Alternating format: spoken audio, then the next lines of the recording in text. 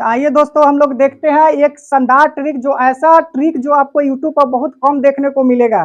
ठीक है ना। तो ऐसे ट्रिक आए हैं जो 1 सेकेंड में आप लोग इस मैथ को जो देख पा रहे हैं 1 सेकेंड में नहीं बना दिए तो ये वीडियो देखना आप लोग छोड़ दीजिएगा।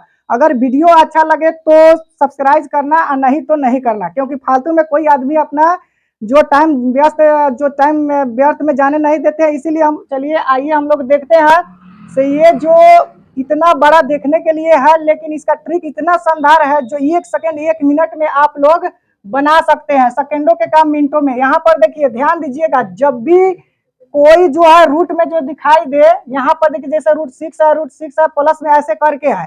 तो जब प्लस में है तो ऐसे दो गुणनखंड करना है जिसका जो डिस्टेंस जो होनी चाहिए, इसका अंतर जो होनी चाहिए मात्र 1 का अंतर होनी चाहिए। तो आइए हम लोग देखते हैं। यहाँ पर जब 6 को हम लोग 2 भागों में तोड़ेंगे तो कितना आएगा? 3 दूना 6 आएगा, ठीक ना। तो यहाँ पर 3 हो गया, ये 2 हो गया, कितना का दूरी हो गया? मात्र 1, जिसका गुणनखंड का अंतर जो हो मात्र 1 होनी चाहिए। तो अगर प्लस में होगा तो बड़ा वाला आंसर हो जाएगा, अगर माइनस में होगा तो छोटा वाला आंसर होगा, ठीक है ना। तो ध्यान दीजिएगा, यहाँ पर वही बात जो है इसमें है, ठीक ना। यहाँ पर देख लेते हैं, पहले हम छोटा वाला लिख देते हैं, उसके बाद बड़ा वाला। तो ये आपका आंसर हो जाएगा 3 आंसर हो जाएगा, ठीक है ना। अब यहाँ पर देखिए, ये भी वही प्रश्न है, लेकिन इस प्रश्नों में आपको क्या दिखाई दे रहा है? माइनस दिखाई दे रहा है। तो इसको भी ऐसा ही 2 भागों में हम लोग तोड़ेंगे। ये भी कितना हो जाएगा? 3 दूना 6, लेकिन ये माइनस होने के कारण आपका ये क्या हो जाएगा? 2 आंसर होगा, ठीक ना। जब माइनस पूछा जाए तो क्या करना है? कम संख्या वाले, और जब प्लस रहेगा तो अधिक संख्या वाले। लेकिन जब भी इसको अभाज्य गुणनखंड करेंगे तो इसका जो डिस्टेंस जो होना चाहिए, अंतर जो होना चाहिए, मात्र 1 का अंतर होना चाहिए। तो आइए दोस्तों हम लोग तीसरा नंबर देखते हैं। यहाँ पर देखिए, 5 को हम लोग 2 भाग में तोड़ेंगे, क्या टूटेगा? 5 के 2 भागों में नहीं टूटेगा। ध्यान दीजिएगा, जब प्लस होगा तो जो भी संख्या होगा उसके आगे वाले को हम लोग क्या करेंगे? अभाज्य गुणनखंड करेंगे, जिसका अंतर कितनी होनी चाहिए? 2 होनी चाहिए। अगर वही संख्या माइनस में होगा तो हम लोग पीछे जाकर हम लोग क्या करेंगे? उसको गुणनखंड करेंगे। तो उस गुणनखंड में भी 1 का अंतर होना चाहिए। तो 5 के बाद क्या होता है? 6 होता है। 5 के बाद क्या होता है? 6 होता है। तो इसको हम जब तोड़ते हैं तो 2 और 3 में टूटता है। इसका डिस्टेंस कितना हो जाता है?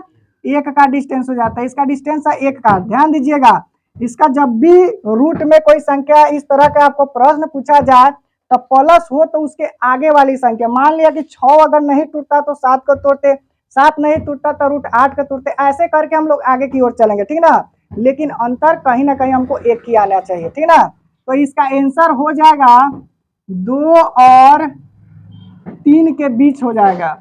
2 और 3 का बीच होगा। ध्यान दीजिएगा, अगर यही प्रश्न अगर माइनस में होता, यहाँ पर देखिए 3 नंबर का माइनस में करके बता रहे हैं, 5 माइनस 5 माइनस 5 हो जाएगा, ठीक ना। तो इस तरह के माइनस में करके रहेगा तो हम लोग क्या करेंगे? इससे पीछे चलेंगे। तो 5 के बाद कितना आता है? 4। 4 के अगर हम लोग तोड़ते हैं, 4 के अगर हम तोड़ते हैं तो 2 दूना 4 होता है। इसके अंतर कितना का हो जा रहा है? 2 का अंतर हो जा रहा है, ये नहीं टूटेगा। उसके पहले कितना हो जाएगा? 3। 3 को जब हम लोग तोड़ते हैं तो कितना हो जाएगा? 3 और 1, 3 और 1, इसमें अंतर भी 2 का अंतर हो जा रहा है। तब यहाँ पर हम लोग तोड़ेंगे 2 का, तो 2 को तोड़ेंगे तो 2 और कितना में टूटेगा? 1 में टूटेगा, ठीक ना। तो इसका अंतर कितना क्या आ रहा है? 1 का आ रहा है। तो इसका आंसर आपका हो जाएगा 1 और 2 के बीच, ठीक ना। अब ध्यान देने योग्य है, प्रश्न में ऑप्शन में इस तरह का भी रहता है और ऑप्शन में आपको दशमलव में भी आ सकता है। कैसे दशमलव में आएगा? 1 और 2 के बीच का मतलब क्या हुआ? 1.35 चाहे 1.5 चाहे 1.7, ऐसे करके आपको आंसर में आ सकता है। लेकिन जब भी आंसर आएगा 1 और 2 के बीच ही आएगा। अब ध्यान दीजिएगा, यहाँ पर 13 को हम 2 भाग में तोड़ सकते हैं क्या? 13 के 2 भाग में नहीं तोड़ सकते। अगर 13 को तोड़ेंगे तो 13 गुने 1 हो जाएगा, 13 के अंतर हो जाता है। 13 के बाद क्या आता है? 14 आता है। तो 14 को हम लोग तोड़ेंगे तो कितना हो जाएगा? 7 दूना 14 हो जाएगा। तो ये भी आपको बहुत ज्यादा का अंतर हो जा रहा है। यहाँ पर 5 का अंतर हो जा रहा है, यहाँ पर कितना का अंतर हो जा रहा है? 12 का अंतर हो जा रहा है। 13 के बाद 14 के बाद कितना आता है? 15। तो 5 तिहाई 15, 5 तिहाई 15, तो 2 का अंतर आ रहा है। 16 के आप तोड़ेंगे 5 तिहाई 15 और भी 15 का होता है गुणनखंड। 5 तिहाई 15, 16 का तोड़ेंगे तो 4 चौका 16 होगा, या कितना हो जाएगा।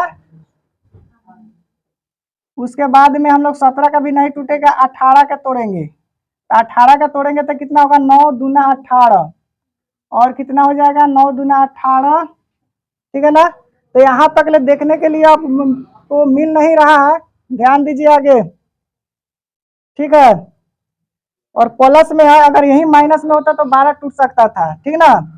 तो यहाँ पर देखिए, बंद कीजिए ना, तो ध्यान दीजिएगा 18 के बाद कितना आएगा 19, 19 को भी हम लोग तोड़ेंगे तो 19 में 1 से टूटेगा, ठीक है ना। तो इसमें भी बहुत ज्यादा का अंतर हो जा रहा है, तो इसके बाद हम लोग क्या करेंगे 20 का तोड़ेंगे तो कितना हो जाएगा 4 पचे 20, चाहे 5 चौका हम लोग 20 लिखेंगे या 4 पचे 20 लिखेंगे, ठीक ना।